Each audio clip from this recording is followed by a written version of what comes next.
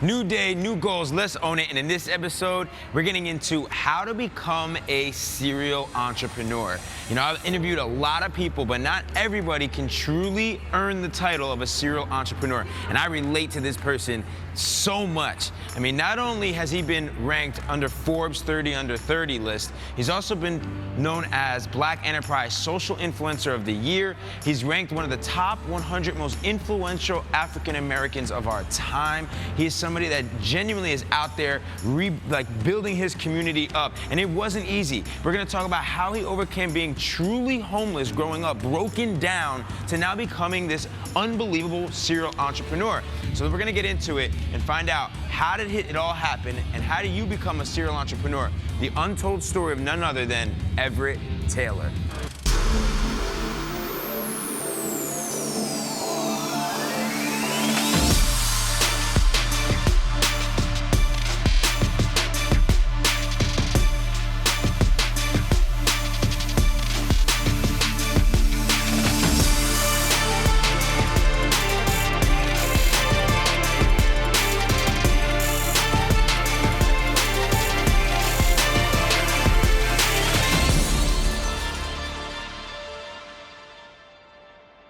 You know, it's interesting when you're growing up like that, you don't ever think about how much of an inspiration and how much later in your life how much impact you can make. You think more of like, you're surviving. Yeah. You're like, yo, I want to get out of this. Yeah. What was it like for you growing up?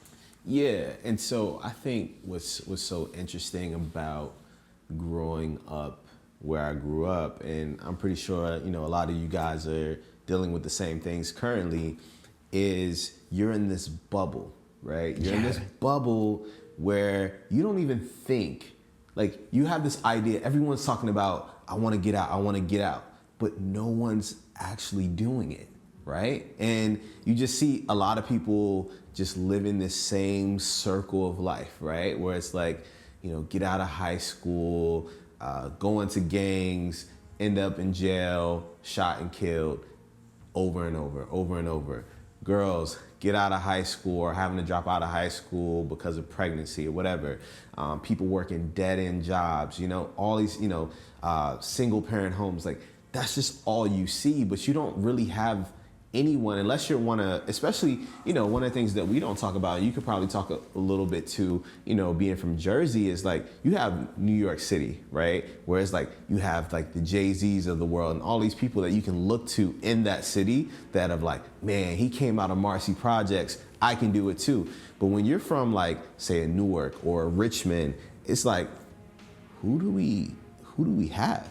Who do we have that we can look to? Yeah, real role models. What role model, what person out of these like kind of smaller cities that actually made it? It's different when you're in LA, it's different when you're in New York or Chicago, but in these smaller cities that you're going through a lot of the same things, you're like, well, damn, we don't have anybody like that. I don't have anybody from my neighborhood that was able to do that. And so, you know, there's just like this sense of normalcy about poverty, crime, just lack of resources. It just becomes this normal thing. And, you know, a lot of people, they don't understand. And like negativity, it almost becomes like you get sunk into this negativity of like, that's it, like I'm content, like this is gonna be my life. That's what it is, man. You go to your dead-end job, you come back, you grab a beer, you watch TV, whatever, you know? But the one thing I will like to dispel, and you could probably touch on this too, is that people assume that when you've grown up that way, that you felt like you were missing something, right? You know, a lot of people, they hear about stories about people growing up in the hood and they say, well, man, your life must have been so rough. But when you're young, you're so resilient and you're so versatile to like all the BS that happens in life. So, hey, me sitting on the floor watching TV because just in case bullets fly through the window was normal for me. For, you know, maybe us not having something to eat that night, that was normal. I wasn't like, oh man, I am living the worst life. Yeah. It was just, this is normal. People getting shot and killed. It was normal. I was 7 years old when I first, from my memory, remembering the first person I saw shot in front of me, right? And so it wasn't, but you don't think about these things as traumatic events. Right. until later in life. And so I still feel like, to me, I felt like I was living a normal childhood. And it wasn't until I was older where I really started to grapple with the trauma that happens to you at a young age and how that affects you later. Yeah. Right? And so for me, you know, growing up, playing sports, being in the streets, like I got attracted to the flashiness of like the drug game very, very early on. Yeah. You know, and so I don't think I was quite 11, but 12 and 13, 7th, 8th grade, I was definitely selling drugs, doing whatever. And you know, your mom or whoever is that person in your life, you hope that there's somebody in your life that kind of saves you, right? And my mom was that person for me. She saw me getting into the wrong crowd. She saw me starting to bring in money and being like, where the hell is this coming from? And so she actually forced me to get my first job, which happened to be a job in marketing. And that changed the entire trajectory of my life because it allowed me to start building a skill. And that's why I tell people like, yo, build a skill. Like have like, no matter what happens, whether it's writing, whether it's, you know, marketing, coding, whatever, you build a skill, no matter what happens to you in life, you're able to go back to that skill. And so was really the inflection point for me, was getting that first job in marketing. And then obviously, you know, the time that I was homeless, you know, and my family was going through that and experiencing life. How old were you at that point? I just turned 17. Experiencing life at its rawest. Like I can't quite put into words what that experience is like, right? To see people at the lowest. I mean, I'm talking, you see people at their bare just, man, you really see what drives people, right? When people don't have anything. And, you know, I always say that I'm fortunate that I experienced that, because when you see people who don't have anything, you start to notice and see what are like the basic human instincts. You see what are the basic wants and needs of humans, right? And what really makes them tick.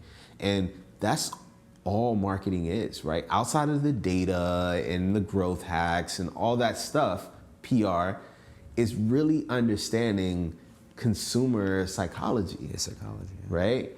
And if you understand people at a fundamental level, right, you can be a genius marketer. And it's not me learning SEO or how to do Facebook ads or whatever that's helped me in my career. It's being able to understand people at a basic fundamental level, right? And understanding how that changes depending on their socioeconomic level. Wow.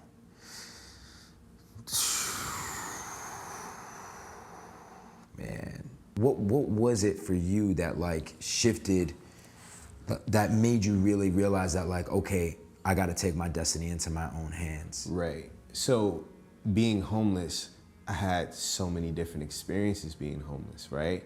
So I was pretty popular in high school, but when you're homeless, you're not able to shower like you want to. Like I was still trying to make it to classes.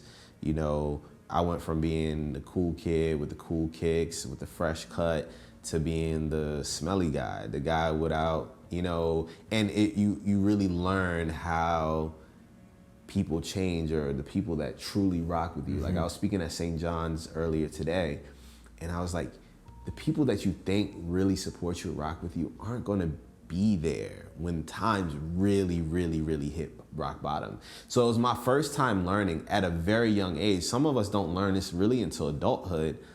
Learn that how fickle people are, and how, you know, you only have a really small circle of true supporters during the rough times. And then, you know, seeing like the most compassion of someone sharing their food, their last bit of food with you when you're hungry, right?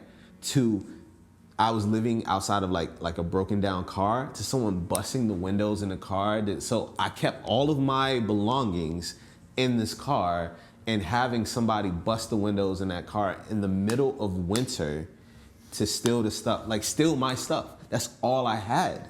Wow. You know? And so you go through these highs and these lows where it's like, man, like that was like one of the like most like rock bottom moments, you know, when I was homeless, when someone broke into my car and stole my stuff. And I slept in there and it was wintertime, right? And so, dude, like I have a broken window that doesn't shield me from the elements, right? But then another time where it's like, hey, I am starving, I am hungry, and somebody else out on the street gives you some McDonald's. Like they got some money to get some McDonald's, they give it to you, right? Like those moments where they don't have to do that, right? This person doesn't have shit either, but they have that much compassion in their heart, right? And so you never truly lose hope. And seeing those moments where people are so compassionate, like I used to wash windows at the gas station or ask people to shovel their snow or whatever I could to like make money.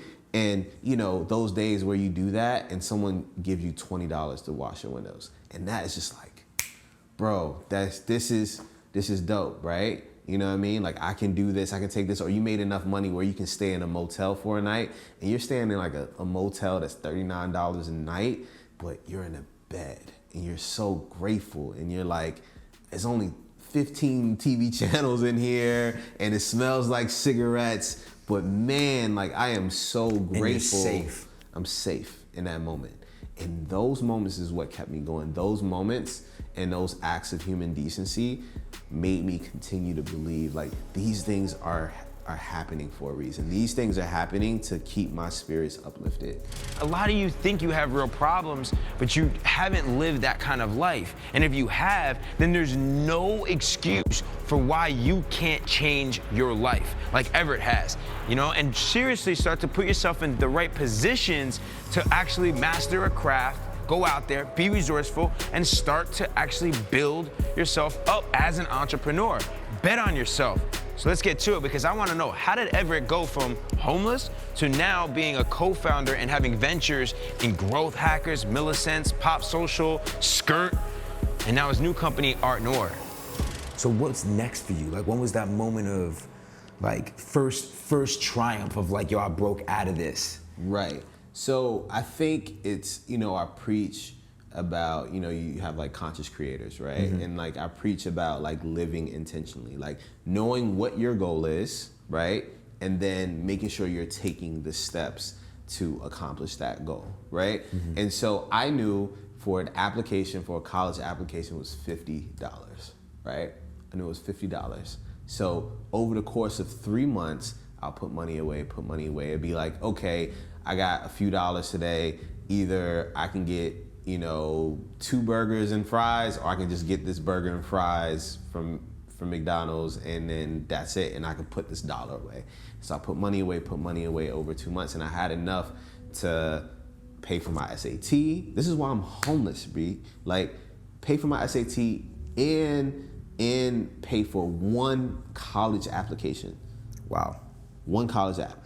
And the crazy part is that like you could have went back to hustling. Yeah. You know what I mean? Like yeah. you could have went back to that, but you had your mother basically who like basically No. It wasn't even an option for me. Yeah. It wasn't even an option. And you know, growing up, all the male figures in my life were in jail. All of them in jail. You know? And so it was like I knew what that led to. Right.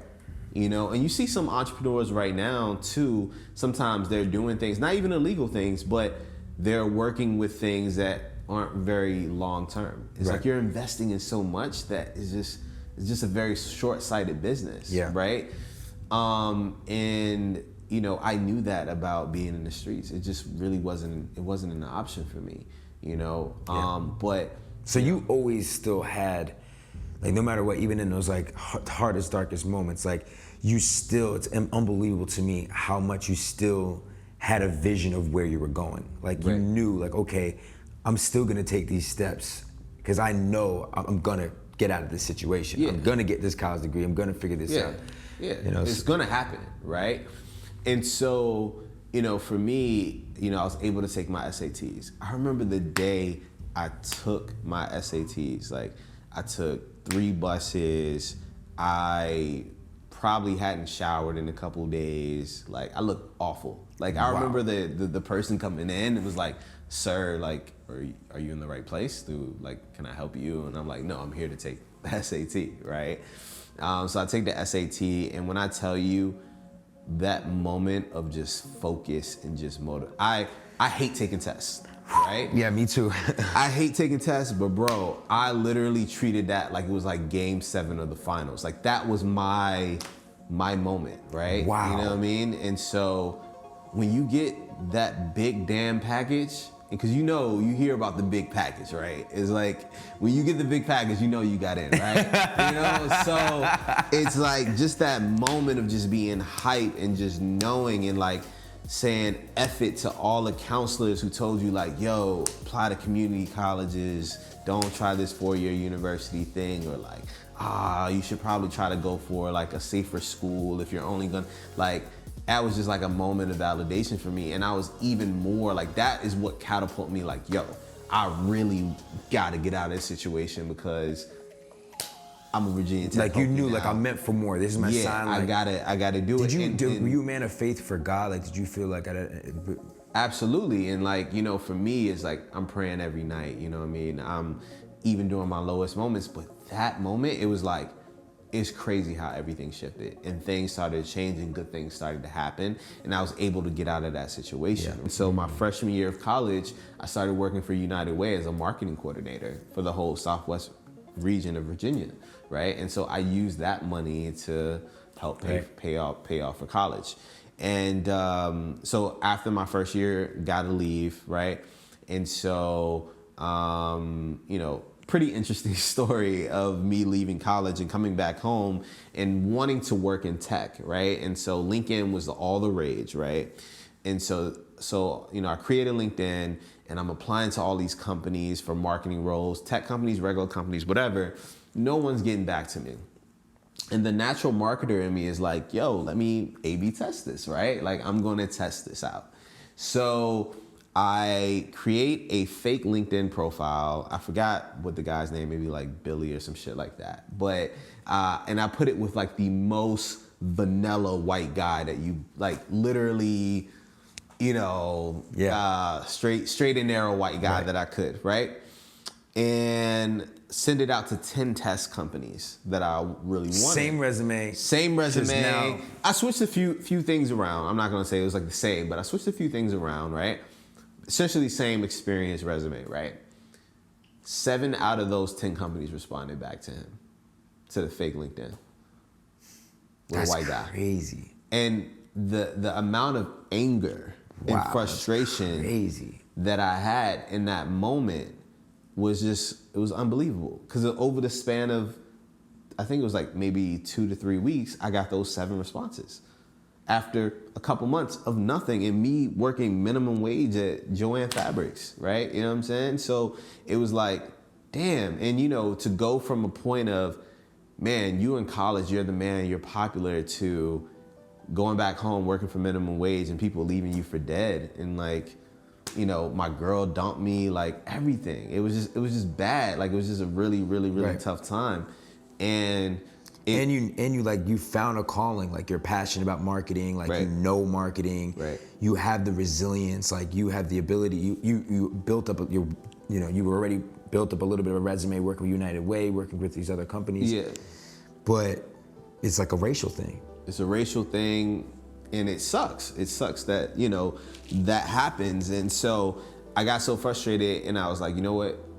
Fuck it. I'm gonna do this myself. I'm gonna make this happen myself. And it pushed me. And I think sometimes as entrepreneurs, like for those people that are sitting out there right now, that are sitting in their cubicle or working their dead-end job, and you're like, I hate this shit. Like, I wanna get out of here, right? A lot of us, it takes this moment of like, we just get pushed. Sometimes you shouldn't have to wait for that moment to get pushed, because if you're truly unhappy or you truly feel that you have something to give to the world, something bigger for yourself, just do it now, right? Don't wait. For me, I got pushed into that moment, Right. right? And I was like, you know what? I want to start a company. And so I started this company, and it, I didn't have the money to build the technology for the company. I had to bootstrap it. So I just started throwing parties. I realized that, people that were 21 and up had clubs and bars, and people under 18 had, teen parties and stuff like that. But there wasn't a place for people to party like if you were 18, 19, and 20. And so I started just throwing these events, man. The first event I threw, I had -$6 in my bank account. -6, right? The venue plus the DJ plus security was gonna, I think it was like $800, $900 hole that I was in. If that party didn't pop off, but I went back to what I knew, and that was marketing, right? And so the party goes off, I profit, I think like $1,100 or something like that. And it was like the most money I've ever made in my life, right? And so I'm like, yo, I'm gonna do this. It's like businesses is about finding like repeatable, scalable things that you can continue to do, right? And so I did that, and I was able to use that money to pay 2 guys that I met my freshman year at Virginia Tech to build this technology for me. And, we were able to build it into a successful company, and was able to sell that company 2 years later for a nice amount of money. So that completely changed my life. And what I tell people, the first company is always the most interesting, because once you do the first company and you make some money, it becomes so much easier to bootstrap after that. First company, a lot of times you got to find side hustles or whatever you can to make that money to build it. To figure it out. I truly respect Everette, and it's not just because he's this top social entrepreneur influencer and Forbes 30 under 30.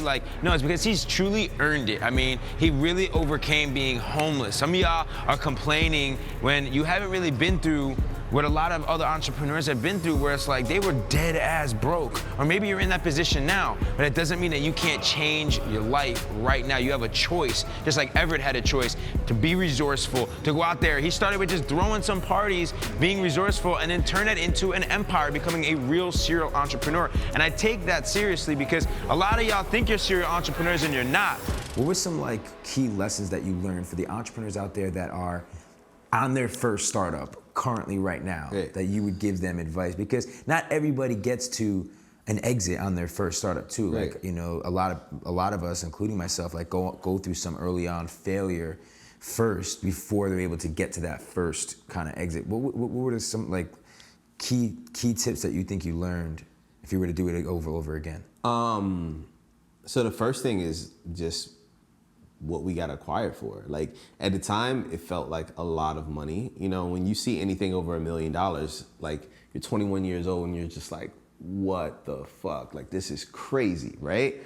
But you don't really understand capital gains. You don't really understand how much you're gonna be taxed at that amount of money. You don't really understand. You're not thinking about, oh, well, I can't just take this money for myself. These people that built this for me and been working with me on this, they're jobless now. So they need a piece, right? And so I think one of the biggest things for me was that I was in such a bubble in Virginia that I didn't really take enough time to understand how startups worked, how acquisitions work, what the true value of something is, right? Because what we built was a poor man's version of Eventbrite. Eventbrite's now a $4 billion company, right? But I didn't understand product marketing, how to build a product to be better, how to, build really, really, really strong teams. Even though I called myself a tech entrepreneur, I didn't really have a lot of technical people to really build a great product. And at the end of the day, I really, really learned that man, over everything in building great products is number one. Number one. The reason that we couldn't end up like an Eventbrite is because our product just wasn't as good, and there wasn't enough emphasis put on building a great product. And sometimes as entrepreneurs, we get some MVP shit and minimum viable product, for those who don't know. And it's just oh yeah, I got my company now, we're making money, and it's just I just coast, right?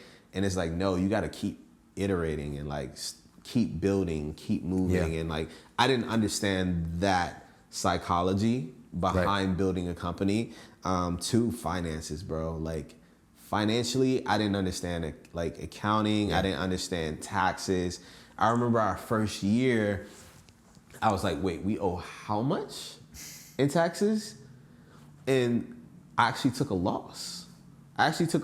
Because I wasn't saving that money to pay off taxes, right? Yeah. And this goes for so many entrepreneurs right now. Yeah. I mean, geez, this is like one of the biggest lessons that you should learn early on. Pay your taxes, man. Pay your taxes, man. Oh God, I've had to write some fat checks to Uncle Sam. It hurts. Yeah. It hurts. Yeah. You know what I'm saying? Like, Drake has that line, like, now it's 6 figures when they tax me. I thought that was the coolest line, but when it actually happens to you, right? And I had to learn that. I had to learn that the hard way. And then I had to learn how to like write off things. I had to learn all these like finance things that I didn't really understand. Credit too, right? So for me, with my first company, funny story, you know, we opened up a business checking account. We wrote checks and used the debit card for our account. Yeah. We never got a credit card. So when I sold my company, I just sold my company for over $1 million, right? Even though I didn't see anywhere near that. But I went to try to get my own apartment going back to school, and they said, you don't have credit. And I'm like, what? Right? Yeah. You know, you're not even thinking about that. Like, use your business to build your credit. Like, your personal credit is extremely, extremely important, because you might need that credit one day to get that loan to bootstrap something else or do something else. And so that's something that I wish I knew at the time as well. And then just also like self-care, bro. Self-care, taking care of yourself, recognizing mental health and when you're not in a good place, you know? And, you know, don't let the journey of entrepreneurship, you know, put you in a bad, negative place, you know? It could be a lonesome game, because now a lot of people understand your journey. And it's not until you get older and you really get into it where you start meeting other entrepreneurs and other like-minded people, which you can relate to. You know, a lot of times, maybe probably with your first company, it was like all your friends are like, you know, Drake has that line like, while my friends are out partying, I'm just making the music that they party to. That's one of the biggest struggles when you're building your first company, is most of the people around you are not going to be like you, right? And it's typically as you build your profile and you build your experience as an entrepreneur, then you start meeting other entrepreneurs and you kind of build your tribe, right? But I don't know how it was for you for your first company, but for me, no one was doing what I was doing. No, definitely. I mean, I was up till 3, 4 in the morning working on stuff, and my friends were out partying. Right. You know what I mean? And every single one of them was going, you know, to follow the route of getting a college degree, to get a job. Like, I didn't have anybody around me to like even relate to at all. Right. You know what I'm saying? It really is the work that is behind the scenes that nobody else sees, that will put you in the position to get in the rooms with the entrepreneurs and the people that you should be surrounding yourself to. But you can't expect to be in those rooms if you're not putting in the work behind the scenes. Absolutely. And that's what most people don't, you know, I think most people don't even realize that. Like, people see your success now, they don't recognize what you actually have been through. Yeah, I think the easiest way to explain kind of my journey is understanding my big why and my little why. So everyone talks about your why, right? Your purpose. So my big why in life as an entrepreneur has been to build amazing products that help millions of people, that touches as many people as possible and makes their life better. I feel that every entity within ET Enterprises is a product that helps people in some way or fashion, right? And so to do that and simultaneously, you know, build generational wealth and things like that, right? To get to those companies that reach that many people and touch that many people, right? There's a huge investment. There's a huge amount of risk to do something like that, right? And the problem is sometimes your small why can get in the way of your big why. So my small why was to have like, you know, be financially secure, right? My small why was to be financially secure, which completely conflicted with my big why. My big why would say, hey, go out here, don't take any jobs as like a VP of marketing or CMO, and just go for it, right? Just go for the big idea. And so I tell people all the time that you have to understand my journey as a serial entrepreneur is very interesting because you have to understand the big and small why and how the small why thus far in my life has conflicted with that big why. Because I needed that financial security, because I was homeless, because I came from the hood, because I've seen poverty, it was very, very important. Like, it wasn't like, oh, money matters so much. It was more of like, man, I want to make sure, I want security. But I think that, you know, how is it, in a sense, I don't really necessarily know if it's conflicting because, you know, I talk about this concept of purpose meets profit. Like, and I feel like, you know, financial security is important, right? Like, if you don't, like, the fact of the matter is, like, money matters. But like, but I'll explain to you why. So, you know, throughout my entrepreneurial journey, except for my first company, even though at the beginning of my first company I was working another job, ever since after that first company, I've always been a VP of marketing, head of marketing, CMO of another startup, which I owned a piece of, but wasn't necessarily your vision. Was not my vision, my company, right? While simultaneously building companies. There has not been any company that I've started until Art Noir that I have not been at another job while creating that company. Okay, wow. So think about that. And because of that need for financial security and that need for like, this is something stable. Yeah. I felt like my companies weren't as successful as they could have been. Because of the energy, it's lacking. Because the energy, right?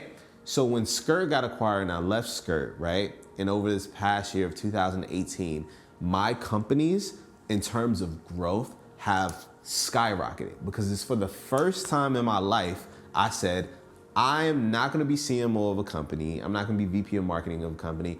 I'm going to fully put my energy into my own, right? And that's that big why, right? To create something that big why. But that small why, which is still important, right? Sometimes that small why can conflict with achieving that big why because you need that security. It's not necessarily a bad thing. Yeah. I just understand now being able to take a step back and see that because now I'm fully engrossed into my entrepreneurial ventures, my companies of 6X, 7X, things like that, right? Do you feel that, like obviously I feel like you have no regrets. This isn't something that you would change.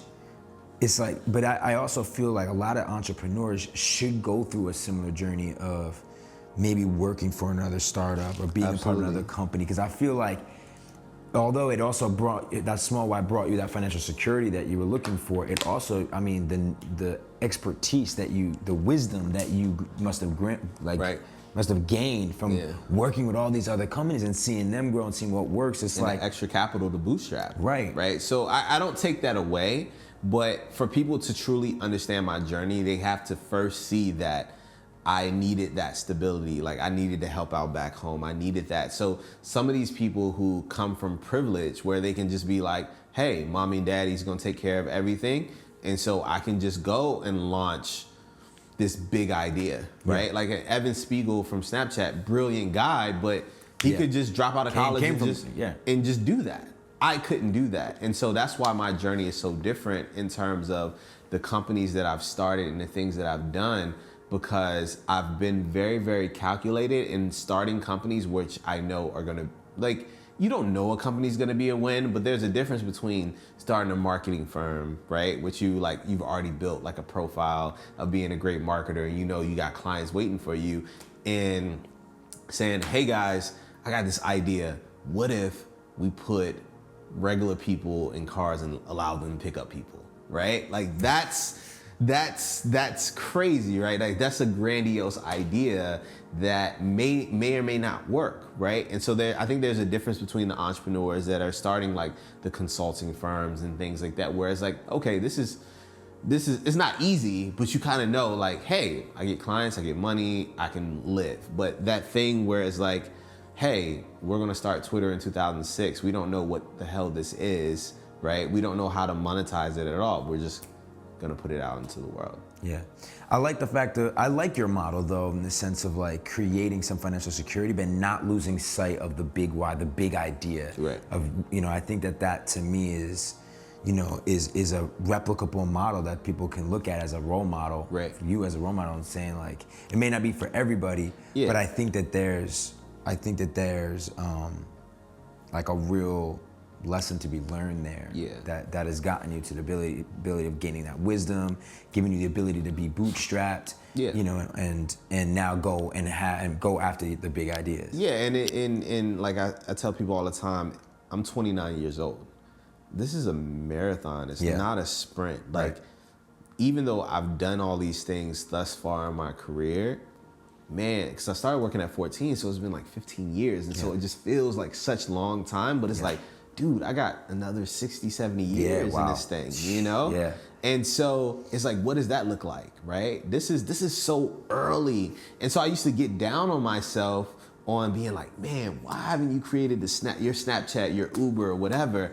But what I've done with ET Enterprises is that I've created multiple brands that are profitable, that have put me in a financial place where, I'm comfortable, my family's comfortable, I'm able to invest, I'm able to save, I'm able to start building this wealth for myself. But then at the same time, I've built enough capital to be able to take bigger risks. Well, I think this is like really important, because it's like, let's define success. Right. Because I think a lot of entrepreneurs do think that they need to create the next Facebook, Instagram, Snapchat, Uber, whatever it is. But like what you're talking about is something that I'm like huge component of right now, because I feel like when we talk about this, like changing, generations of poverty and like think about generational wealth, I feel like it comes down to creating different income streams and having being diversified, and not necessarily needing to have go after building this $1 billion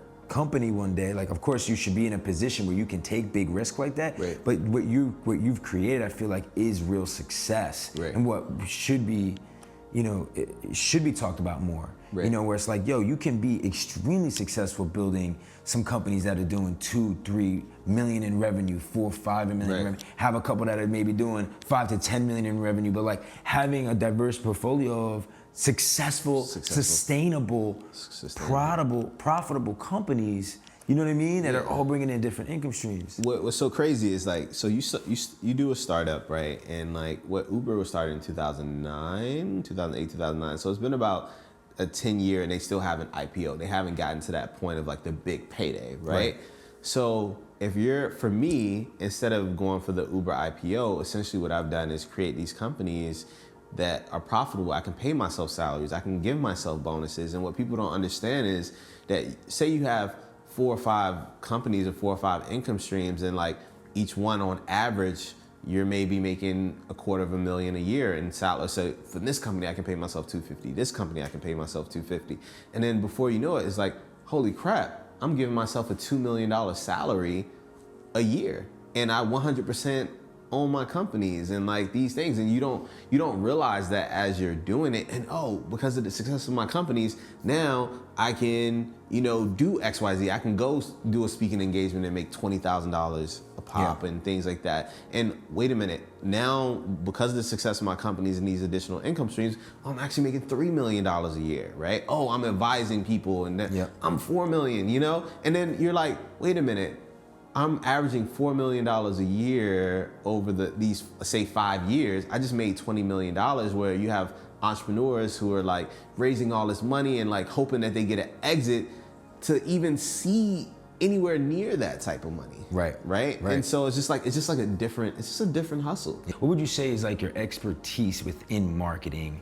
That like maybe we can give a couple quick tips. Is over this past year, it's like I'm actually moving more away from marketing, right? And really embracing the CEO kind of role, because marketing is the thing that I've learned about marketing is that the fundamentals of marketing in terms of like how to do SEO, how to do these ads, how to do all this stuff, man, you can teach a monkey to do it. Like, anybody can do it. The real magic in marketing is emotional intelligence, bro. Like, that's the thing that you can't teach, right? Is that okay, that email copy, anybody can do email automation, but writing that like email that like really sinks in, and like, or that caption on an Instagram ad, or like understanding that this marketing campaign is really going to resonate with your audience, right? Like, that's really what marketing comes down to. And like what I was trying to touch on before is that, you know, it really, like, a lot of this stuff, like the numbers and all that, yeah, that stuff matters. Like, right, like you obviously are a data guy, right? Yeah, So there's all that that aspect. matters. But man, what I'm telling you is like the ability to understand people and try to build that. And like, people say, how can you build emotional intelligence? And I say, experience life,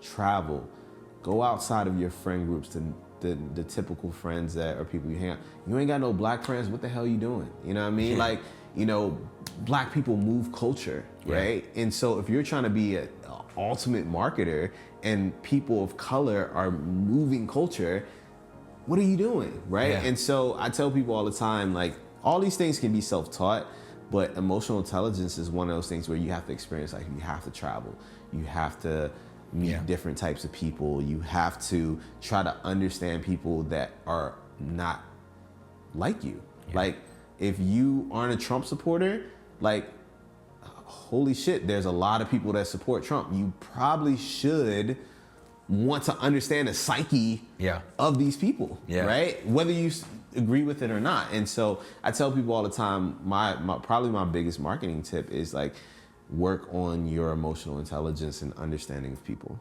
Because I love the fact that Everette is telling you straight up that one of the best things that you can do, if you, especially because we all need marketing with our businesses, is to master your EQ, master emotional intelligence. Even if you don't agree with certain people's opinions, understand, start to listen. I think as a society, we all need to have more EQ. Like, we're all arguing, we all judge each other so much, and I think that's what Kanye was talking about. It's like, we all need to actually just understand each other more. I do want people to realize, like, this is a 15-year journey. Don't get caught up in thinking that, like, you know, I don't want you to compare yourselves to Everette and what he has now to the 15 years of little by little starting these companies. So I just want to give people a little bit of a background from, like, your first marketing agency, Millicents. Millicents, yeah. And then, you know, what was it like to kind of like slowly launch some of these companies? Because there was focus, right? This happened over a 15-year journey where each one, you know, took some time, took some nurturing to where it finally got to a place where it was sustainable. You have a team that can run it. So what does that model look like? Yeah, I tell people all the time, all the companies I've started have been completely different, right?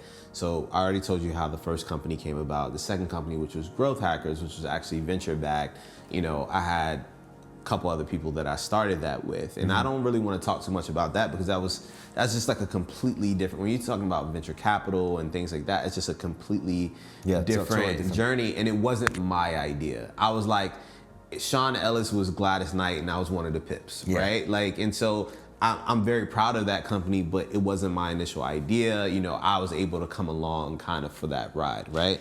But that community, if you guys aren't familiar with Growth Hackers, is a huge website community around growth marketing and startups. And then we built software on top of that to help teams manage growth and manage their teams and things like that. Building that, it built my profile as a marketer. So before, no one knew I was a great marketer, but being attached to somebody like Sean Ellis, building this community, now I'm getting recognized as a marketer, and people are reaching out to me and saying, hey, like, can you do this consulting or that consulting? And it was just like, man, like, I'm getting reached out to by a lot of people.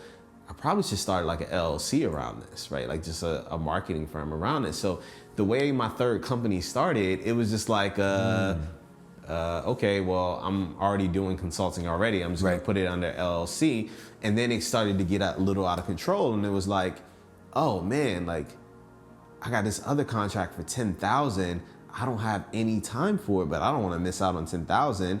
And so I just started hitting up my friends that were marketers and like, yo, you want to contract on this for me? And I'll take a percentage or whatever. And those contractors end up turning into employees. And that's kind of how Millicent's came about, right? It wasn't like this big leap. You know, it sounds like Sean Ellis became somewhat of a mentor that believed in you, that kind of guided you, that gave you some of that notoriety, it could put you in a position. Right.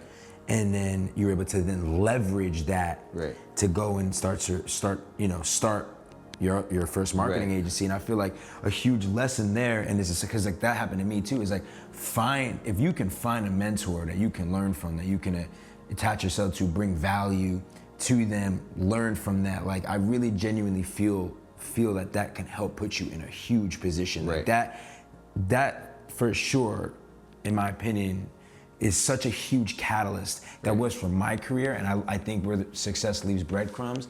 And I think that, you know, it sounds to me that when you have someone that you can like learn from or as a mentor in your life, do you feel that really helped put you in that position? Yeah. Well, I'm honest as hell. Okay. So I wouldn't consider, and this is no shade, I wouldn't consider Sean Ellis a mentor. Okay. Right? I consider Sean Ellis saw me as someone with potential and saw my talents and utilized those talents. Right? I think mentorship is something deeper and something personal. Like I take mentorship very, very seriously, right? And so, and this is not a knock on, you know, we were colleagues. And I don't mean it in a sense of like, it even needs to be a mentor, but I'm just saying like, put yourself in a position where you're either, you know, you're valued, right? You were valued. Right. So say someone comes to work for you, Gerard Adams, right? And it's like low on totem pole, whatever, right? And they're busting their ass, and like you might be able to give them a couple nuggets here and there, but you're not mentoring them, right? But they know working with you, I'm going to utilize that platform, right? And that's what I felt like I did with Sean Ellis. It was strategic. Like I'm going to utilize this platform. Don't expect people to mentor you. Don't expect people to take that time out, right?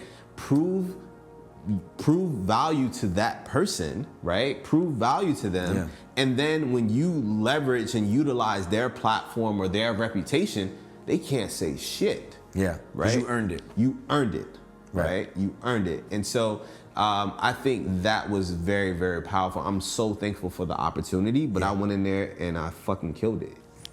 Right? Earning it, grinding, you know what I'm saying? And that's dope. Yeah, and so from there, you know, that's how Millicent's got formed. And then for Pop Social was really, really interesting because initially I went to a couple investors because in my mind, when I started building Pop Social, I was 26 going on 27, I believe.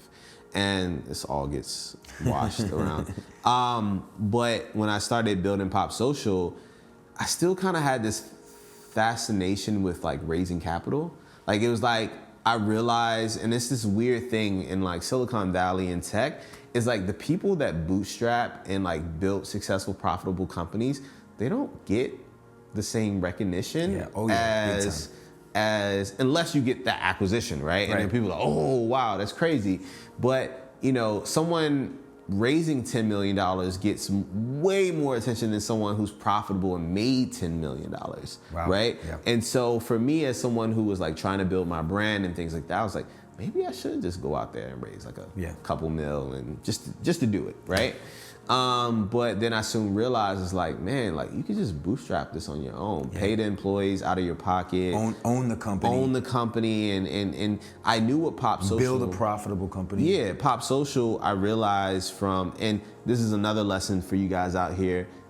One of the coolest things about being a serial entrepreneur is that a lot of times your next idea may stem from a company that you currently have, right? So for Millicent's, we're a marketing firm. You're gonna have to pay us a bag to work on your social media and stuff like that. But we had so many small business owners or people trying to be influencers trying to grow their brands on Instagram and social media, right? And so I knew they couldn't afford you know, a quarterly deal for $25K or whatever it is. And so I was like, what can I do? How can I package this to make this affordable for everyday people and build software for everyday people to help them grow and build their audiences and get customers on social media? And that's how Pop Social formed. And even though those first couple VCs were like kind of turned me down, right? I was like, I know this has product market fit. I know this is something that people need. And I just went out and built that, you know, and got the engineers and hired the firms to get the technology built and built Pop Social right then and there. That's a huge decision that you made. It was like, yo, I want to raise money. I'm seeing all these people get attention. And I feel like a lot of people out here, they want this notoriety. They want to get... Most people won't admit it either. Yeah, they won't even admit it. So like, what advice would you give to the entrepreneurs right now that are like seeking validation? Right, so like you said, we talked about this before, and I spent too much of my early entrepreneurial journey wanting the validation of others. When you've been doubted your entire life, you tend to want people to be like, you know what, you did it, right?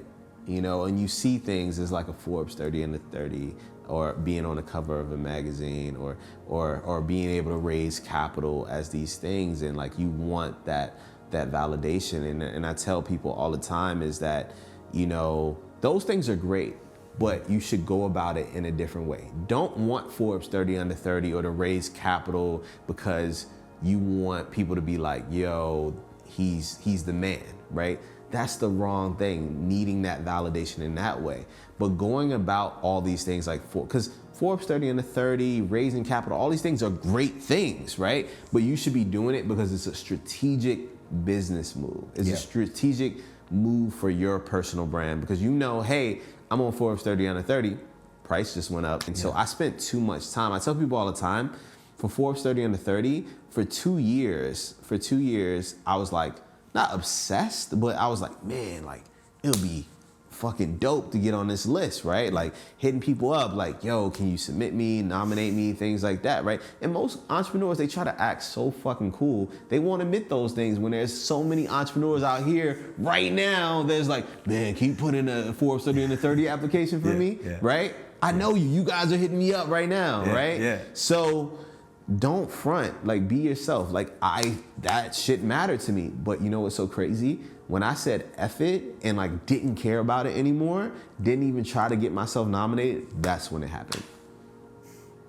It's crazy. It's crazy how those things work. Talk to me about some of your next moves. You got a new project that I'm really excited about. I'm an art collector. Right. I actually went to art school when I was a kid. It was the only thing that I wanted to be a part, like to do. I wasn't a good student, but I loved art. To this day, I do. But I love the founders of Blavity as well. I like how you're specifically focusing on Black artists right now. You have to provide a platform for them. Where did that inspiration come from, and what is the vision for Art Noir? Right, so one of the things that I noticed about some Black artists is like, it's a struggle out here, right? Because you can't really tap into your creative nature because you got to do the thing that might like sell to the average person. And so like a lot of Black artists aren't getting discovered that are actually doing the dope stuff. And you know, as me becoming an art collector, I'm like, yo, how do I find you guys? You know, like Artsy is just too big, you know, it doesn't really highlight Black artists. You know, hopefully you might come across somebody on Instagram. And so I'm like, yo, what can I do to change this? And that's how Art Noir was birthed. And I love that, because I feel all great ideas, this is how great ideas form. It's like something that you personally are looking for in the marketplace, and then you're like, wow, this doesn't exist. Like, why not create it? And the one thing I will say is, just because you want it, make sure you validate that as product market fit. Because just because it's something that you personally want, it might not be something that a lot of people want. But I took that time over a year to validate that. I got fully engrossed within the art community. Black artists, collected art, you know, really started to get respected within that community, right? And then that's when I launched it. And so Art Noir, the vision for it is it's a media technology company. We're gonna have a media platform where we're gonna be highlighting the dopest up and coming Black artists. we're going to be providing them with free business tools, right? Free and paid business tools. So you're going to have free business tools as well as paid business tools for creatives and artist types. It could be anyone from not just, visual artists, but anybody, right? Musicians, whoever, who need the business tools to do accounting or help grow their brand on social media, whatever. So we're gonna have free tools and paid tools, and that's one of the ways to that really we're gonna help elevate them as artists and creatives. Right.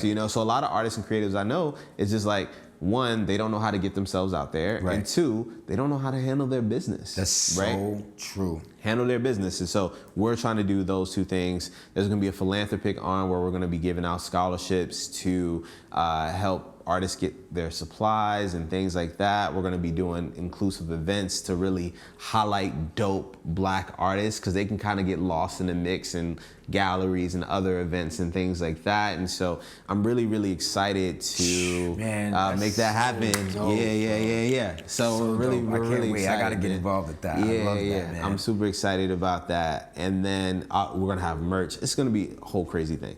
I'm so excited, and I got so much love for you. Appreciate it, bro. I really do, because we need more. This is why I'm such a huge supporter of entrepreneurs, because it's not only what we're able to create and bring into the world, and what we're able to do to create security and freedom for our family, for our loved ones, for ourselves, but it's like when you get to that point where you realize that you have the ability to also make an impact and help those that are less fortunate, or whether it's the youth or the homeless, or when I see and I hear how you're using your platform, not only to continue to create and do what you love and have fun doing it, and continue to do it because you love it, but, and also continue to grow that wealth for you and for your family, but knowing that you're also using your platform to go and make social impact and do philanthropy. Absolutely. It's something that is important to me, going back to Newark and launching Future Founders. And I'm working with the inner city kids, teaching entrepreneurship and emotional intelligence, financial literacy, supporting them,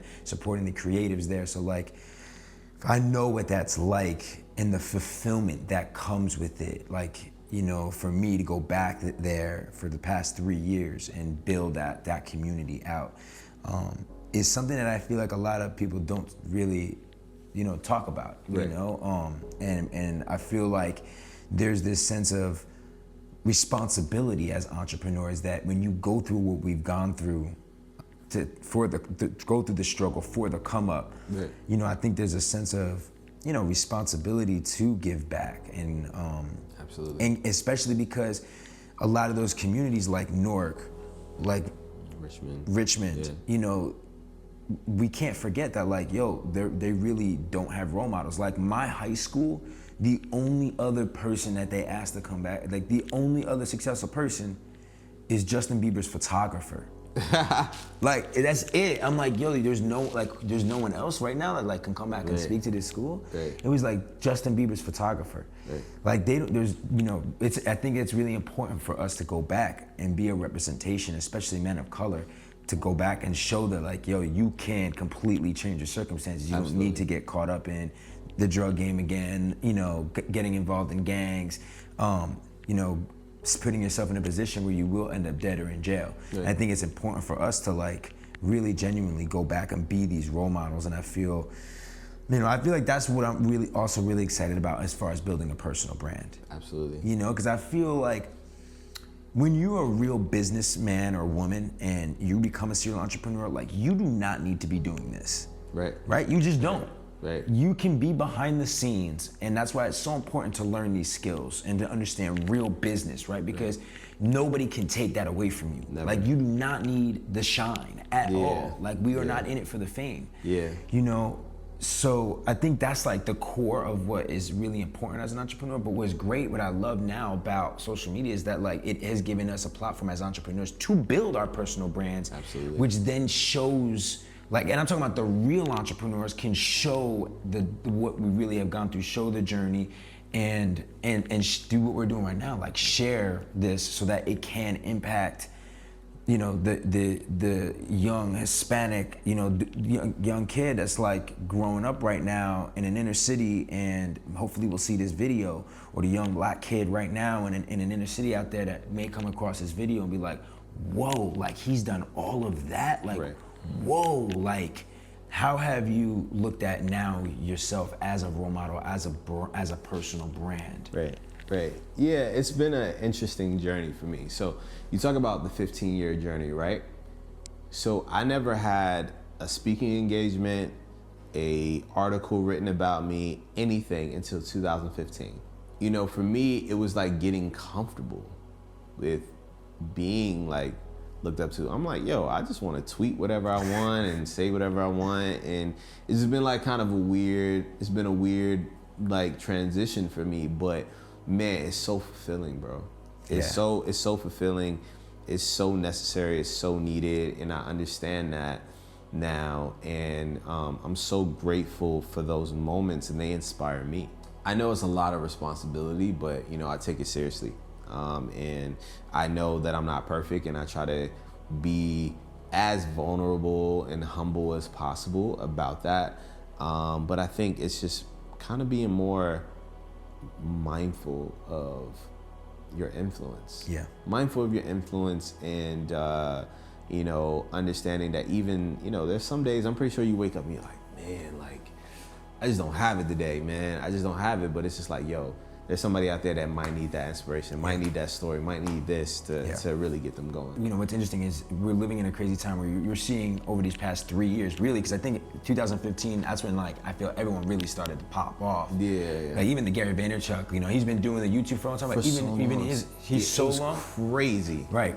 He's like the probably the pioneer as an entrepreneur building a personal brand. But I've been seeing over the past few years a lot of entrepreneurs starting to brand themselves. But I know so many that have literally lived over a decade of struggle, but that are not sharing their journey. They fear like coming out, and I was the same way.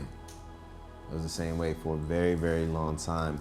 I actually looked down, I can admit it, I used to look down on some of these people who were like, I felt was overly self-promotional. Yeah. Right? Or that's how I gotta say, like being vulnerable, like that's how I even feel. Like sometimes I'm myself, I'm like, man, like I feel like sometimes like, man, I'm this dude, like I'm putting out inspiration, motivation, and I feel like, damn, sometimes I think about, I'm like, man, I probably look like such a douchebag. Mm-hmm. I probably look like such a douchebag. You can't. But then like I feel like sometimes I feel like that though, and I'm like, man, but then I get that DM. Yeah. I get that comment, I get that letter. Right. And I can't even tell you like how many DMs I get, man, that like make me emotional. Yeah. That like people that are like seriously depressed, or like, want to quit, want to give up, like, and like it's crazy how much impact you can have on someone's life through that freaking little device, or that one little quote, that one little video. Yeah, and I tell people, man, like, it's crazy that no matter what you do in life, and I want to tell this to you, I want to tell this to you guys, I want to tell you to everyone that's watching, no matter what you do in life, there will always be haters. There will always be people who just have nasty things to say or negative things to say, right? You could go out there and give $10 million out to some kids in some whatever country or whatever to help them that, we're living in poverty, and they'd be like, oh, why don't you give that money to kids in the United States or whatever? It's like, bro, no one is pleased. So if I'm doing something and I know that I'm helping out, you have like 300,000, you know that 280,000 of those people love it. They eat it up. You help them. Who gives a shit about those 30, 40,000 people who are like, have whatever else to say? There's a net positive. And that's the way I've learned about it. I used to be insecure about talking about my story or trying to give out advice and things like that publicly. And it's like, yeah, of course, there's gonna be people that are hating. Yeah. A lot of people that'll smile on your face. Yeah. But at the end of the day, you understand because you see it firsthand, the effect that's having on people. Yeah.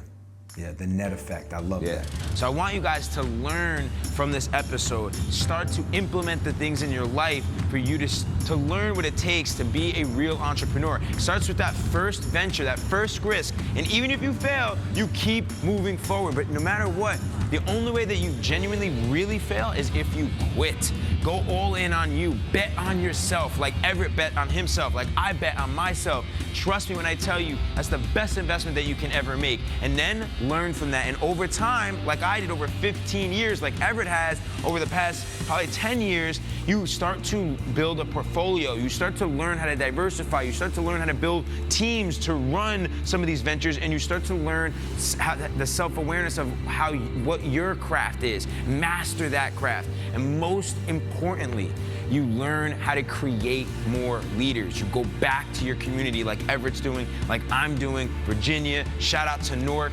You guys deserve to do that for yourself, for your family, for your community. And I want to see you guys become real serial entrepreneurs. So if you're about that life, comment below. I'm going to be a serial entrepreneur. Serial entrepreneur.